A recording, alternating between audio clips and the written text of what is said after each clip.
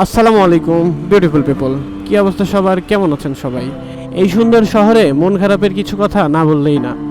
হয়তো আমার জীবনের সাথে আরও 5টা মানুষের জীবন কাহিনী এক হবে না, কিন্তু এই কথাগুলো আপনাদের সাথে শেয়ার করা জরুরি।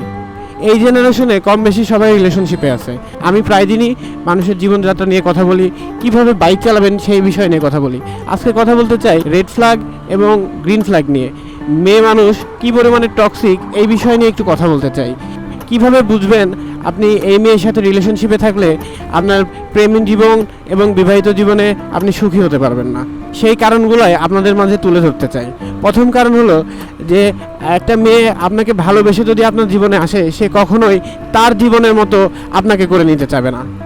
সে চেষ্টা করবে আপনার মতো তাকে তৈরি করে নেওয়ার, অথবা মিউচুয়াল করে কম্প্রোমাইজ করার। আজকে আমরা যে টপিক নিয়ে কথা বলবো, এই টপিকের 5টা পয়েন্ট যদি আপনার গার্লফ্রেন্ডের ভিতরে থাকে, তাহলে আপনার প্রেমের জীবন এবং বিবাহিত জীবন কোনোদিনই সুখী হবে না। এবং এই পয়েন্টগুলো যদি তার মধ্যে থাকে, তাহলে আপনি বুঝবেন যে সে টক্সিক এবং রেড ফ্ল্যাগ। আসেন শুরু করা যাক। প্রথম পয়েন্টটি হলো যে কোনো মেয়ে যদি আপনার লাইফে এসে সে আপনাকে কন্ট্রোল করার চেষ্টা করে, তার লাইফের সব কিছু আপনার উপরে চাপাই দিয়ে তার মতো করে আপনাকে কন্ট্রোল করার চেষ্টা করে, তাহলে আপনি বুঝতে পারবেন যে সে টক্সিক এবং তার ভিতরে রেড ফ্ল্যাগটা আছে। কেননা সে যদি এইসব কাজগুলো আপনার সাথে করতে থাকে, তাহলে আপনি বুঝে নেবেন সে আপনাকে ভালোবাসার জন্য না, তার চাহিদাগুলো পূরণ করার জন্য আপনার লাইফে সে আসছে। সে আপনাকে ইউজ করতেছে। ভালোবাসা কোনো এক্সকিউজের জায়গা না, ভালোবাসা হচ্ছে স্যাক্রিফাইস এবং কম্প্রোমাইজ।